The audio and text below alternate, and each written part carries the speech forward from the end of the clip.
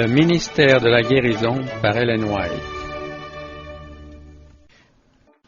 Septième partie, la connaissance primordiale. Chapitre 35, la connaissance de Dieu. Comme notre Sauveur, nous sommes ici-bas pour servir Dieu, refléter son caractère et le faire connaître au monde par une vie de service. Mais si nous voulons collaborer avec lui afin de lui devenir semblable et de révéler son caractère, il faut que nous le connaissions tel qu'il est. Nous devons le connaître comme il s'est révélé. La connaissance de Dieu est à la base de toute véritable éducation. Elle est indispensable à tous ceux qui travaillent au relèvement de leurs semblables. C'est par elle que nous sommes préservés de la tentation et que notre caractère devient conforme à celui du Très-Haut. La transformation du caractère, la pureté de la vie, l'efficacité du service, la fidélité aux principes rationnels, tout cela dépend d'une juste conception de Dieu. Cette connaissance constitue la préparation essentielle à cette vie et à la vie à venir. Le commencement de la sagesse, c'est la crainte de l'Éternel. La connaissance de Dieu nous donne tout ce qui contribue à la vie et à la piété. La vie éternelle, dit Jésus, c'est qu'ils te connaissent, toi le seul vrai Dieu, et celui que tu as envoyé, Jésus-Christ. Ainsi parle l'Éternel, que le sage ne se glorifie pas de sa sagesse, que le fort ne se glorifie pas de sa force, que le riche ne se glorifie pas de sa richesse, mais que celui qui veut se glorifie d'avoir de l'intelligence et de me connaître, de savoir que je suis l'Éternel, qui exerce la bonté, le droit et la justice sur la terre, car c'est à cela que je prends plaisir, dit l'Éternel. Étudions les révélations que Dieu a données de lui-même. Attache-toi donc à Dieu et tu auras la paix. Tu jouiras ainsi du bonheur, reçois de sa bouche instruction et mets dans ton cœur ses paroles. Le Tout-Puissant sera ton or, tu feras du Tout-Puissant tes délices, tu élèveras vers Dieu ta face, tu le prieras et il t'exaucera. Et tu accompliras tes vœux, à tes résolutions répondra le succès, sur tes sentiers brillera la lumière. Vienne l'humiliation, tu prieras pour ton relèvement. Dieu secourt celui dont le regard est abattu. Les perfections invisibles de Dieu, sa puissance éternelle et sa divinité, se voient comme à l'œil depuis la création du monde quand on les considère dans ses ouvrages. Les beautés de la nature que nous contemplons aujourd'hui ne donnent qu'une faible idée de la gloire du Jardin d'Éden. Le péché a défiguré la terre, on en constate les stigmates partout. Il reste encore, cependant, bien des merveilles, et on peut se rendre compte qu'un être infini a créé notre globe et y a semé la vie et le bonheur. Tout, malgré le péché, révèle l'œuvre du grand artiste.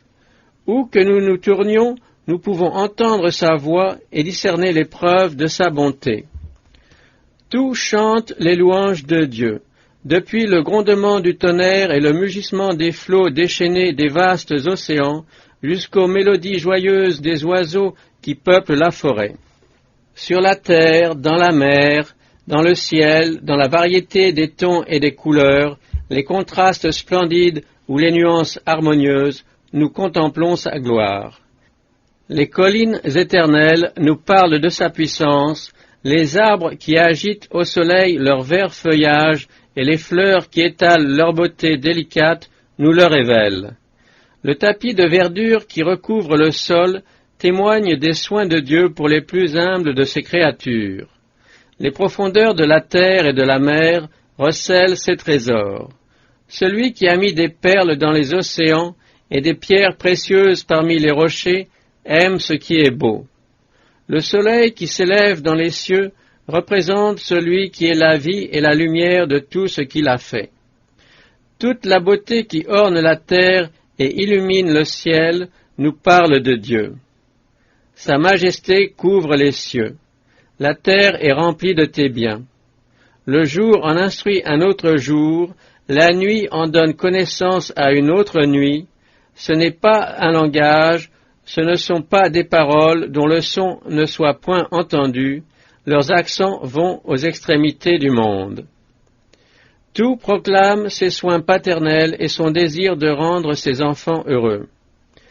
La puissance extraordinaire qui opère au sein de la nature et fait subsister toute chose n'est pas simplement, comme le pensent quelques savants, un principe omniprésent ou une énergie agissante. Dieu est esprit, mais il est aussi un être personnel. C'est ainsi qu'il se révèle. L'Éternel est Dieu en vérité. Il est un Dieu vivant et un roi éternel.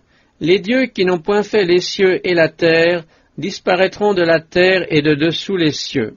Celui qui est la part de Jacob n'est pas comme elle, car c'est lui qui a tout formé, il a créé la terre par sa puissance, il a fondé le monde par sa sagesse, il a étendu les cieux par son intelligence.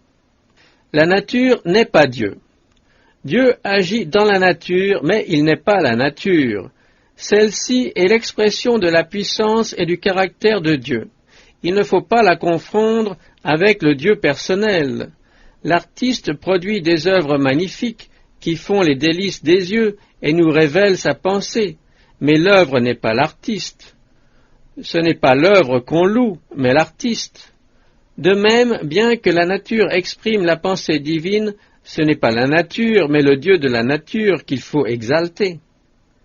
Venez, prosternons-nous et humilions-nous, fléchissons le genou devant l'Éternel notre Créateur.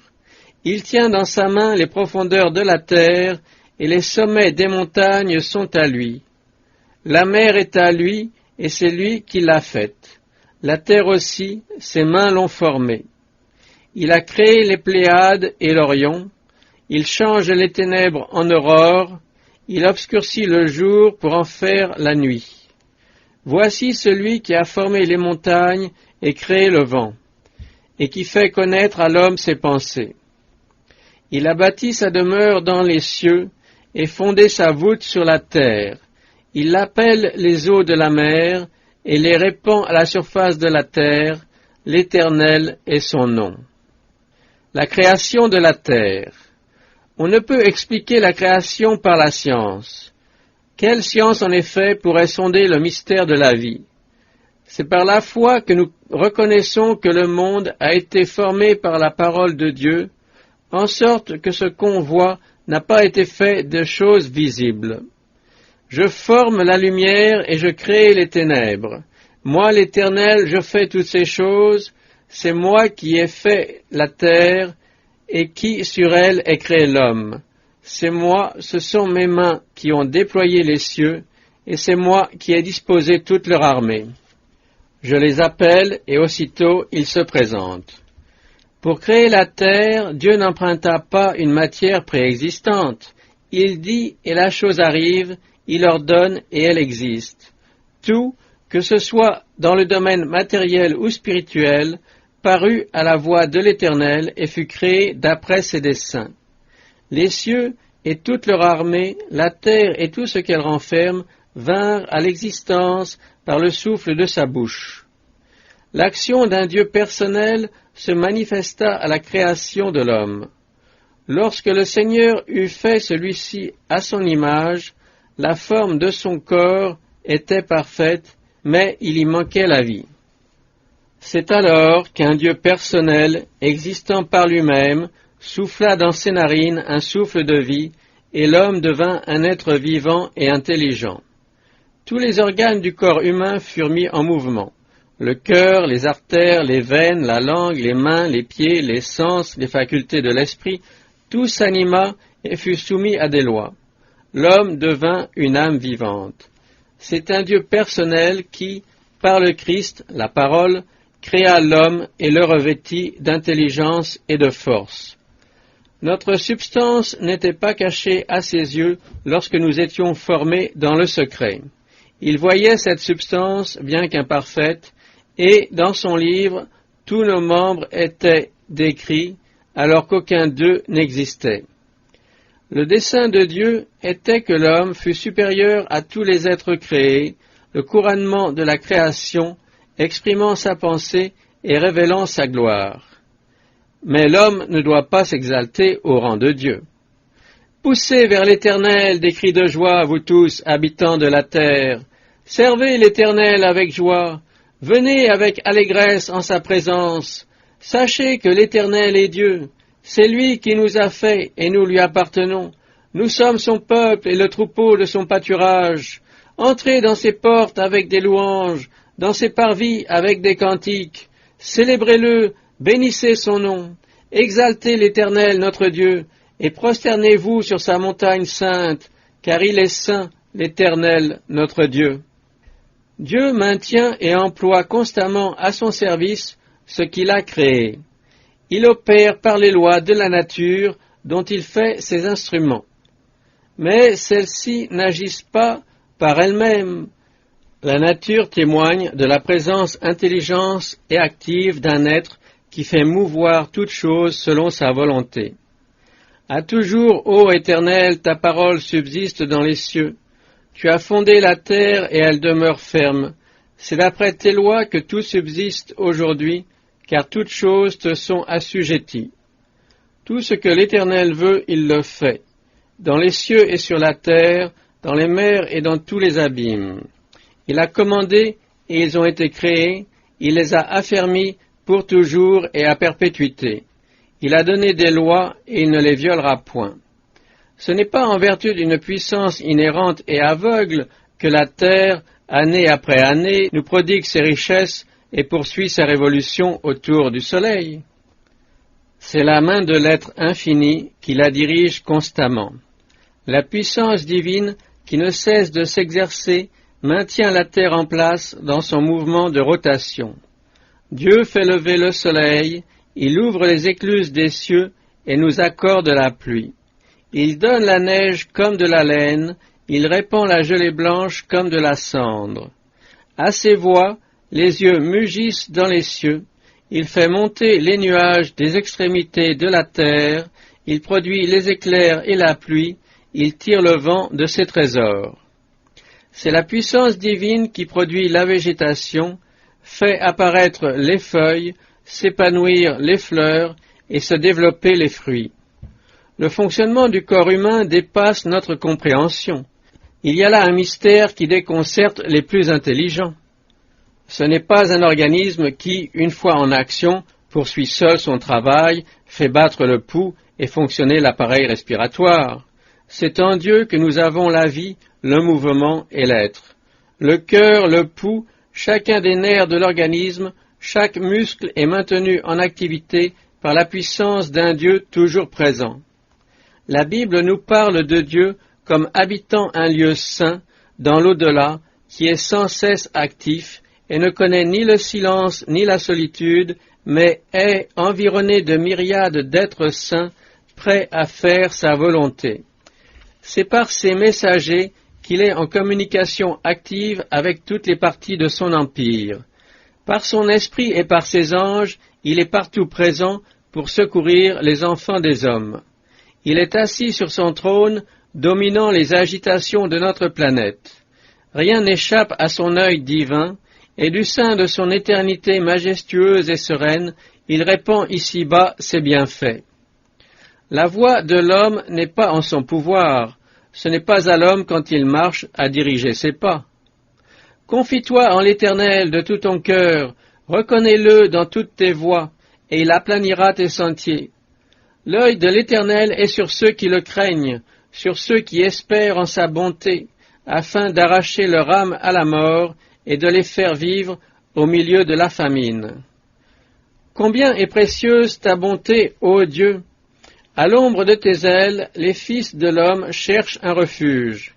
Heureux celui qui a pour secours le Dieu de Jacob, qui met son espoir en l'Éternel ton Dieu. La terre, ô Éternel, est pleine de ta bonté.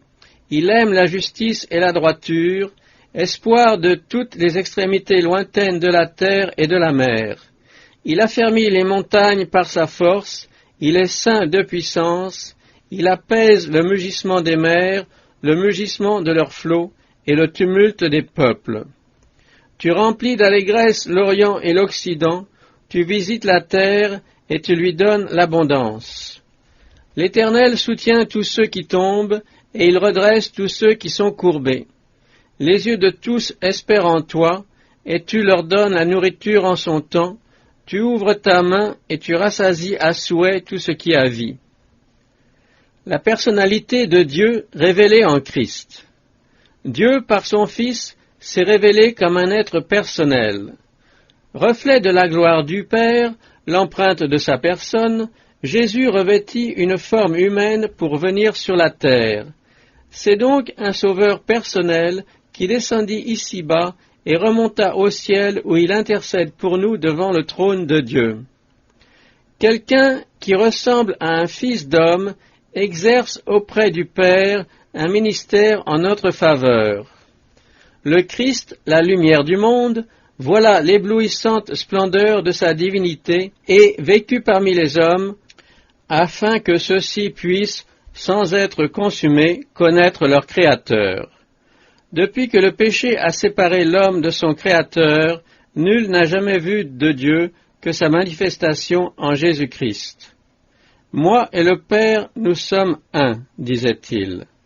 Personne ne connaît le Fils si ce n'est le Père, personne non plus ne connaît le Père si ce n'est le Fils et celui à qui le Fils veut le révéler. Le Christ est venu ici-bas pour enseigner aux hommes ce que Dieu désire qu'ils sachent. Au ciel, sur la terre, dans les eaux profondes de l'océan, nous voyons les œuvres de ses mains. Tout ce qui a été créé témoigne de sa puissance, de sa sagesse et de son amour. Mais ce n'est ni par les étoiles, ni par les océans, ni par les cataractes que nous pouvons connaître la personnalité de Dieu telle qu'elle nous est révélée en Jésus-Christ. Dieu a jugé bon de nous donner une révélation plus nette que celle que nous offre la nature, afin de nous décrire sa personnalité et son caractère. Il a envoyé son Fils ici-bas pour révéler, autant que les hommes étaient capables de les discerner, la nature et les attributs du Dieu invisible. Dieu révélé aux disciples. Relisons les paroles prononcées au Cénacle par le Christ à la veille de la crucifixion. L'heure de l'épreuve approchait, et il cherchait à réconforter ses disciples qui allaient être bientôt terriblement tentés et éprouvés eux aussi. Que votre cœur ne se trouble point, leur dit-il, croyez en Dieu et croyez en moi. Il y a plusieurs demeures dans la maison de mon Père. Si cela n'était pas, je vous l'aurais dit. Je vais vous préparer une place. Thomas lui dit, Seigneur, nous ne savons où tu vas. Comment pouvons-nous en savoir le chemin?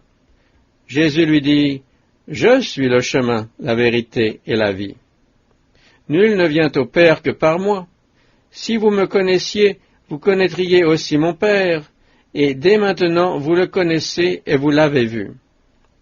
Philippe lui dit, Seigneur, montre-nous le Père, et cela nous suffit. Jésus lui dit, Il y a si longtemps que je suis avec vous, et tu ne m'as pas connu, Philippe? Celui qui m'a vu a vu le Père. Comment dis-tu, montre-nous le Père? Ne crois-tu pas que je suis dans le Père et que le Père est en moi? Les paroles que je vous dis, je ne les dis pas de moi-même, et le Père qui demeure en moi, c'est lui qui fait les œuvres. Mais les disciples ne comprirent pas le sens de ces paroles. D'ailleurs, une bonne partie des enseignements du Sauveur leur était encore obscure.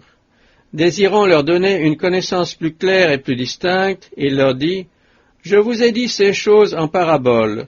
L'heure vient où je ne vous parlerai plus en parabole, mais où je vous parlerai ouvertement du Père. » À la Pentecôte, lorsque les disciples reçurent le Saint-Esprit, ils comprirent mieux les vérités dont le Christ leur avait parlé en parabole.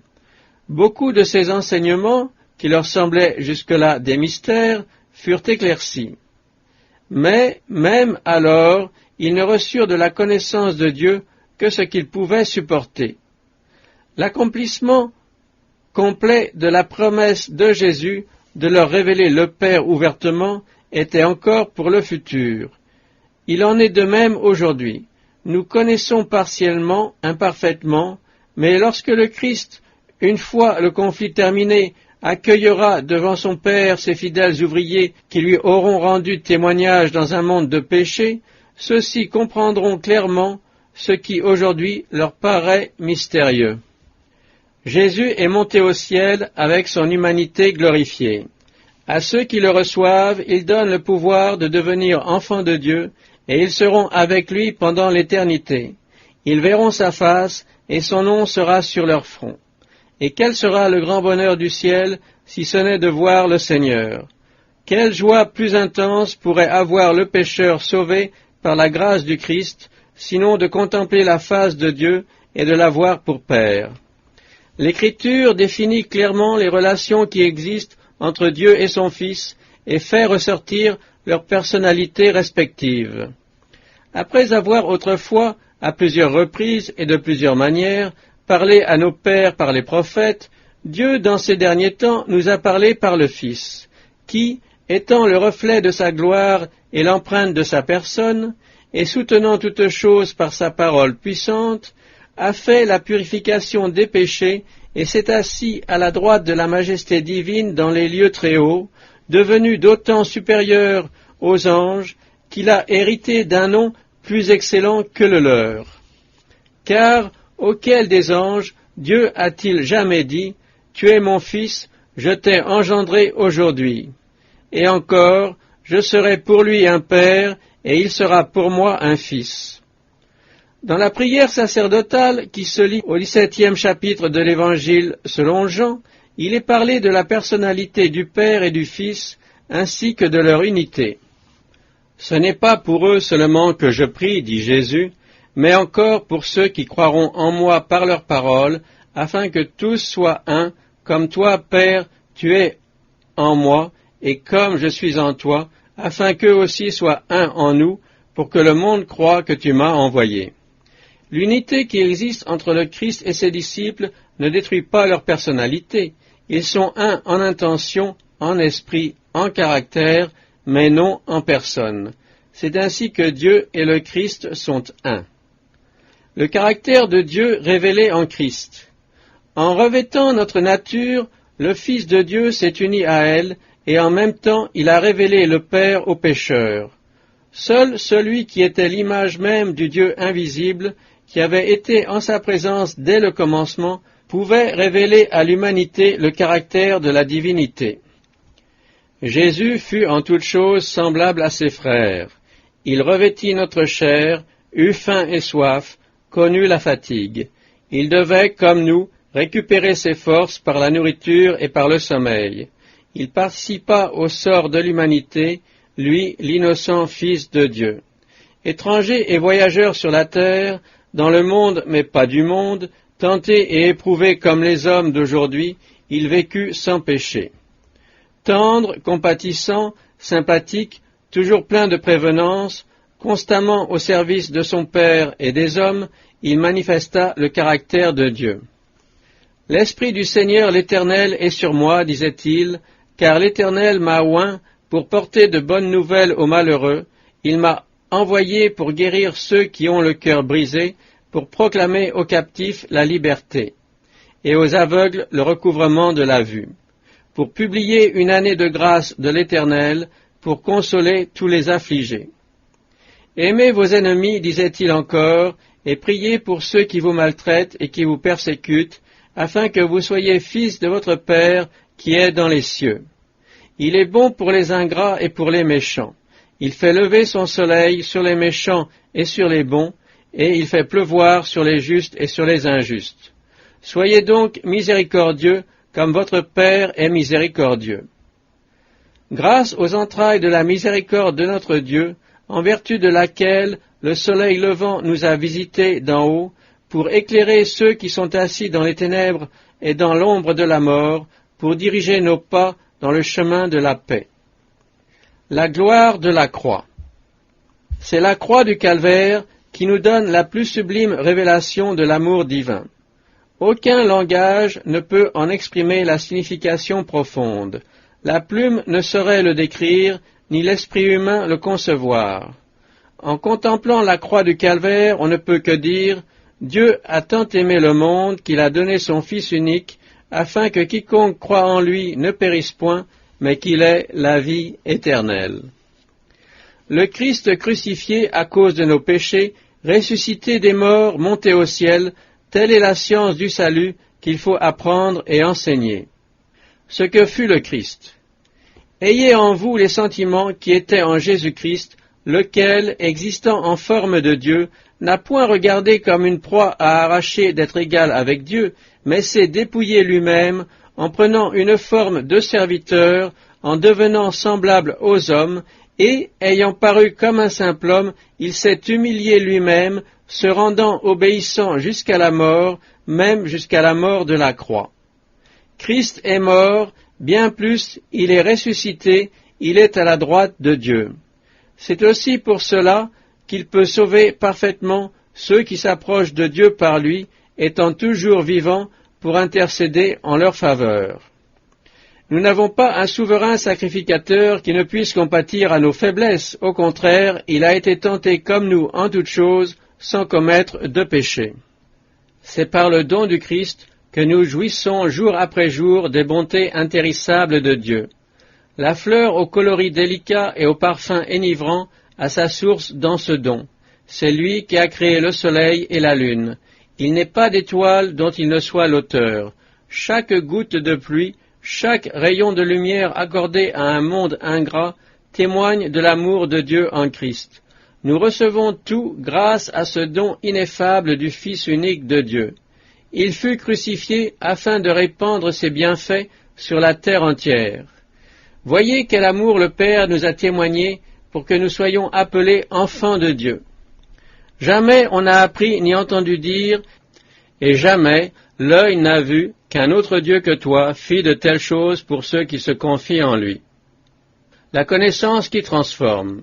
La connaissance de Dieu révélée en Christ est indispensable au salut. C'est elle qui transforme le caractère, recrée l'âme à l'image de Dieu et communique à l'être tout entier une puissance surnaturelle. Nous tous qui, le visage découvert, contemplons comme dans un miroir la gloire du Seigneur, nous sommes transformés en la même image, de gloire en gloire. Le Sauveur a dit de sa propre vie, « J'ai gardé les commandements de mon Père. Il ne m'a pas laissé seul, parce que je fais toujours ce qui lui est agréable. » Ce que Jésus a été lorsqu'il était ici-bas, nous devons l'être aussi. Par sa force, il faut que nous vivions la vie noble et pure qu'il a vécue. À cause de cela, dit Paul, je fléchis les genoux devant le Père, duquel tire son nom toute famille dans les cieux et sur la terre, afin qu'il vous donne, selon la richesse de sa gloire, d'être puissamment fortifié par son esprit dans l'homme intérieur, en sorte que Christ habite dans vos cœurs par la foi, afin qu'étant enracinés et fondés dans l'amour, vous puissiez comprendre avec tous les saints quelle est la largeur, la longueur, la profondeur et la hauteur, et connaître l'amour de Christ qui surpasse toute connaissance, en sorte que vous soyez remplis jusqu'à toute la plénitude de Dieu. Nous ne cessons de prier Dieu pour vous, et de demander que vous soyez remplis de la connaissance de sa volonté, en toute sagesse et intelligence spirituelle, pour marcher d'une manière digne du Seigneur et lui être entièrement agréable, portant des fruits en toutes sortes de bonnes œuvres et croissant par la connaissance de Dieu, fortifié à tous égards par sa puissance glorieuse, en sorte que vous soyez toujours et avec joie, persévérants et patients. Telle est la connaissance que le Seigneur veut nous donner et sans laquelle tout est vanité et néant.